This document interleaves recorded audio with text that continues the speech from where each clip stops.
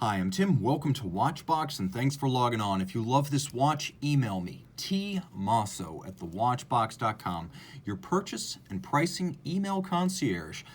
For questions about this or any Watchbox watch, email me directly, tmosso@thewatchbox.com.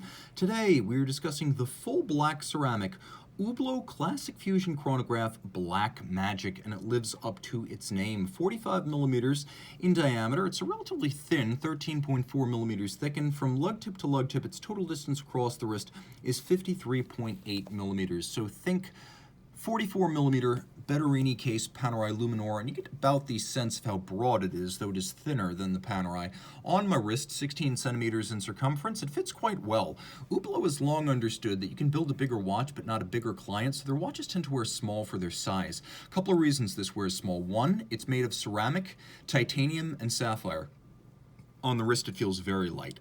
Another reason, you can see that the lugs start to curve down around the edge of the wrist. They are canted down, which allows it to sort of wrap the edge of the wrist. I would recommend this watch.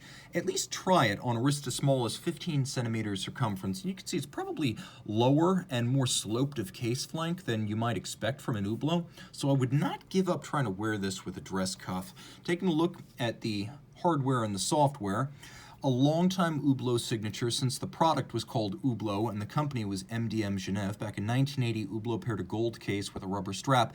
It was considered revolutionary and a bit heretical at the time, but it would become the norm later on. Here you can see Hublot continues to fuse materials, as it likes to say, with the ceramic case and then a vulcanized rubber strap. There are some striations built in to give it definition, but you can see it is very thick cut, meaning it's going to last a long time. It's largely tear-proof due to its thickness. It also has complete ungouged and uncrimped opposite number. So you can see opposite the clasp. This is a brand new Hublot strap.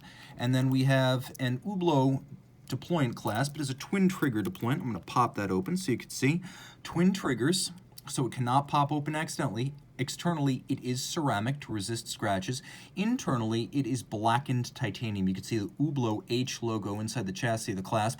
The excess strap, that opposite number I mentioned a second ago, tucks right in underneath, buckles in place, quite secure, and it eliminates the need for strap minder loops. It also buries the excess length underneath the clasp, so when closed, this clasp makes for a very clean look. You can see the Hublot bolts, which have the signature H logo molded into them, and you'll see them again on the bezel where they're of high polish.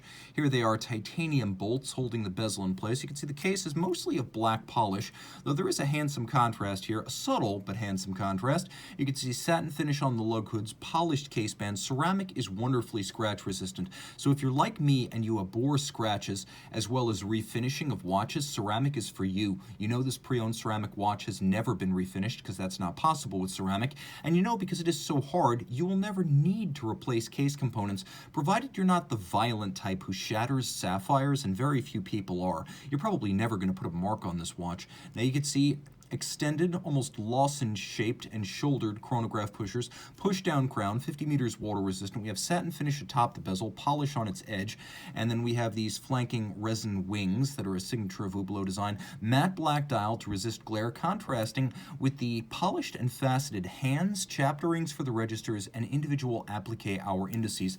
Now the watch does include hacking seconds or stop seconds, as well as a quick set date so you can rapidly cycle the date. It uses a Dubois de Praz vertical clutch chronograph module on top of a Salida SW300 base.